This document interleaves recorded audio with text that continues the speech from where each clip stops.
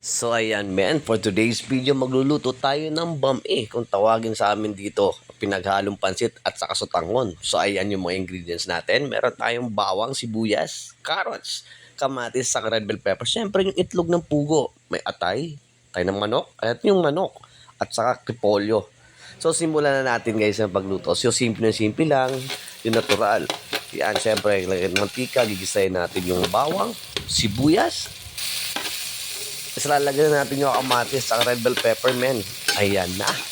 So, haluin lang natin hanggang sa maluto, guys. Ayan, ilagay na natin yung sahog, yung manok, men. Takpan natin para maluto.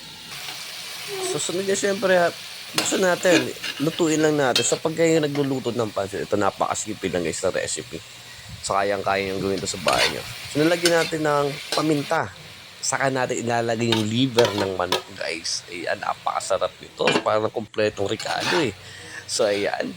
Medyo naluto-luto na yung atay ng manok. Ayan na, men. My God.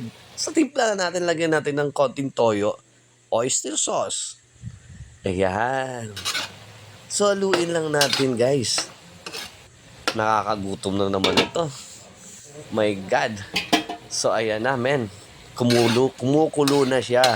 So, medyo naluluto na yung sahog natin.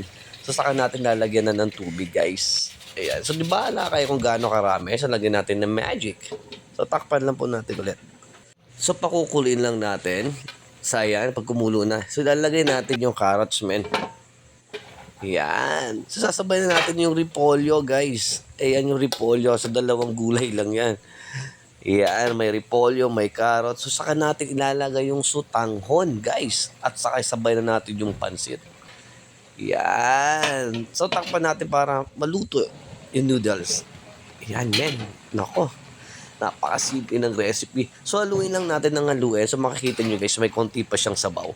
So, haluin lang natin siya ng haluin hanggang sa matuyo po yung pansit natin. Ayan, ang daming sahog, guys. So, inahalo na ni Commander. Ayan. Nako, nakakagutom. Kaya kapag makita nyo, guys, so, unti-unti na nawawala yung tubig, yung sabaw. So, napakasarap ito. So, saka natin ilalagay yung itlog ng pugo. Ayan. No, nako. Ang sarap na kumain. So, hanggang dito na lang. Kain muna ako, guys. Bye. So, tikman na natin ang pansit, guys. Ang init na bagong luto, men. Wow.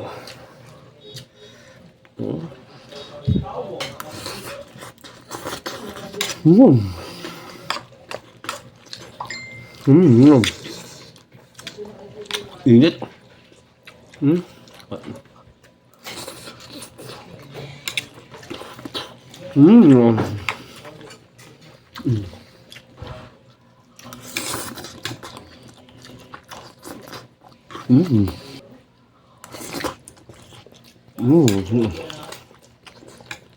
Ha.